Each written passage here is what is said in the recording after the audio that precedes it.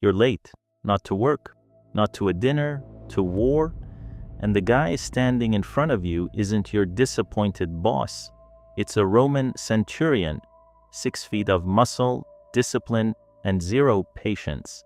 He's holding a vine staff, and he's already decided you're not going to enjoy the next few minutes. This is the story of what Rome did to soldiers who showed up late. And trust me, by the end of this video, you will never complain about a delayed flight again. Let's set the scene.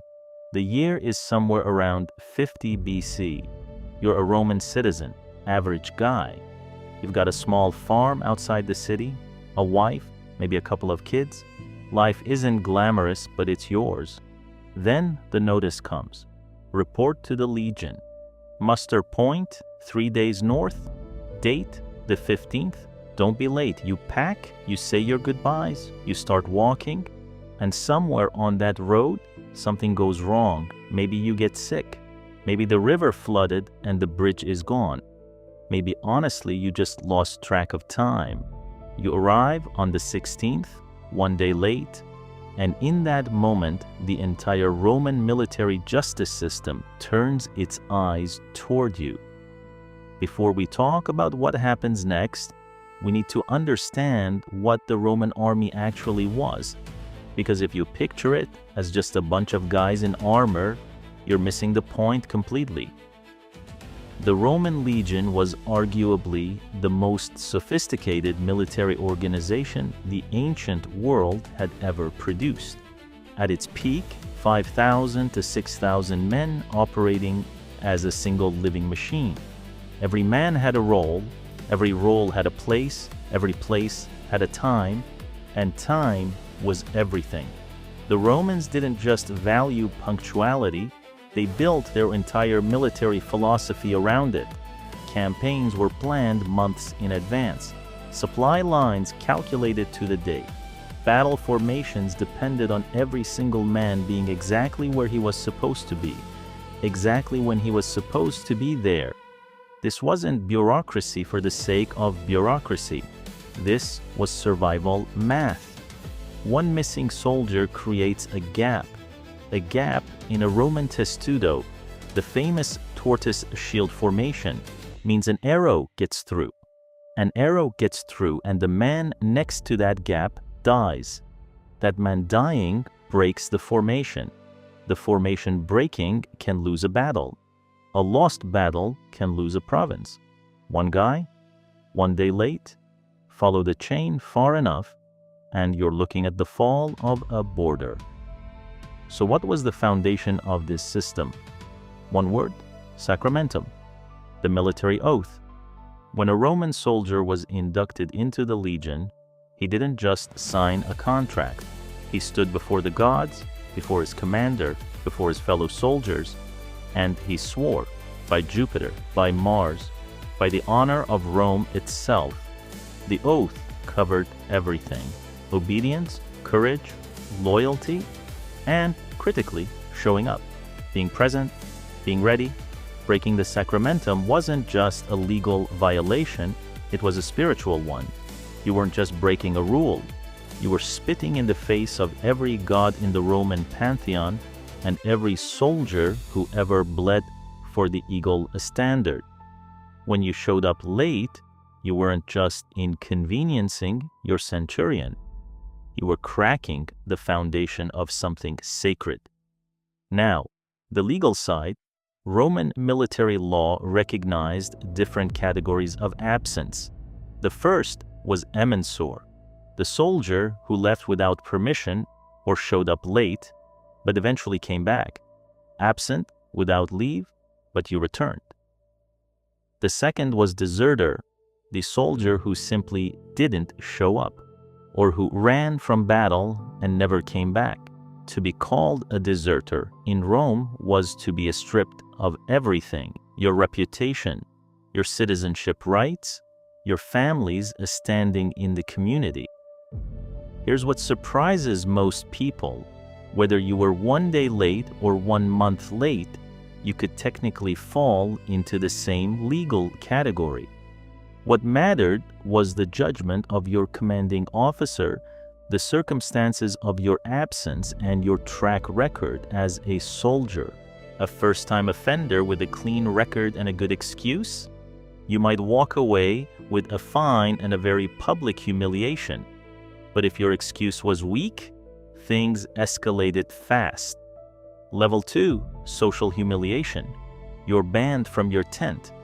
Everyone else sleeps warm, you sleep outside, you get the worst jobs in camp, latrine duty, carrying the heaviest loads, every single day, in front of your brothers, a walking reminder of what you did. Level 3, the vine staff, the centurion's vitis. He had the legal right to beat you on the spot. No trial, no appeal, just him, the staff, and your entire century watching. Some centurions used it so often they went through multiple staffs. One was actually nicknamed, "Give me another one."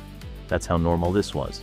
Level 4, fustuarium, for real deserters, the ones who ran during battle. You were brought before your unit. Your own tent mates picked up rocks and clubs.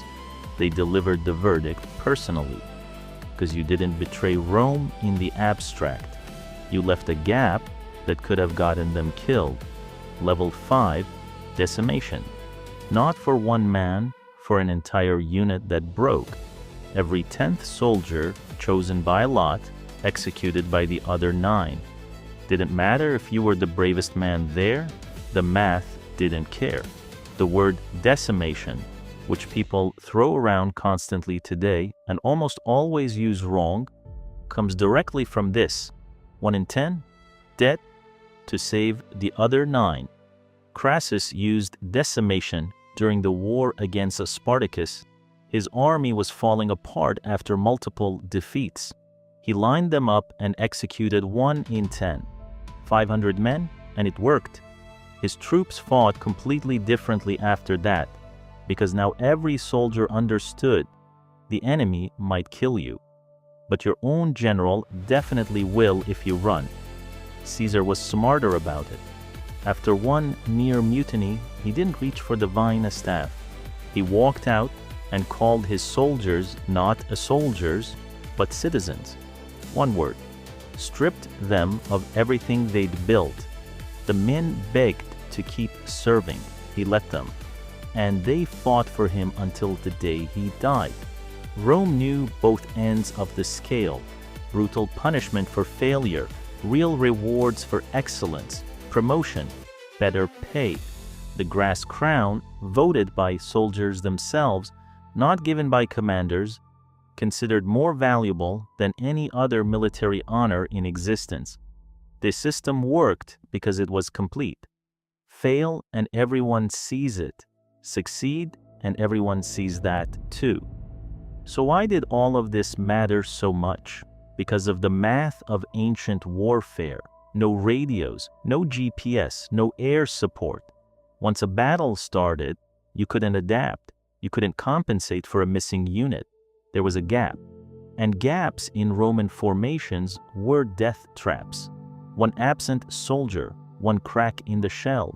An arrow finds it. The man beside it dies. The formation breaks. The battle turns.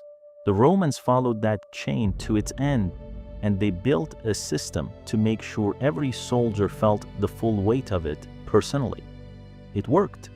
The city on the Tiber built an empire that lasted 5 centuries in the west and over 1,000 in the east.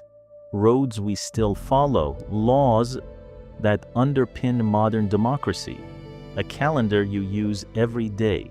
All of it runs downstream from men who knew with absolute certainty that being late was not an option. So, back to you. Standing in front of that centurion, one day late, what happens? Honestly, it depends. Your record, your excuse, his mood, his judgment. Maybe you lose pay, maybe you sleep outside for a week, maybe you meet the VTs in front of everyone you know. But here's what's certain regardless. You will never be late again. Whatever Rome does to you in the next hour will do more for your punctuality then every alarm clock, every disappointed boss, every missed meeting combined, Rome didn't just punish lateness, it made lateness unthinkable. It rewired the psychology of hundreds of thousands of soldiers across centuries until showing up felt as natural as breathing, and not showing up felt like a stepping off a cliff. That is discipline at scale. That is what it costs, and that is what it built. The next time you feel that small spike of anxiety when you're running late, that tight feeling in your chest, that quickening of the steps, that's Rome, still working. 2,000 years later, if you made it here, subscribe. There's more history waiting, and unlike Markus, we promise it's worth showing up for.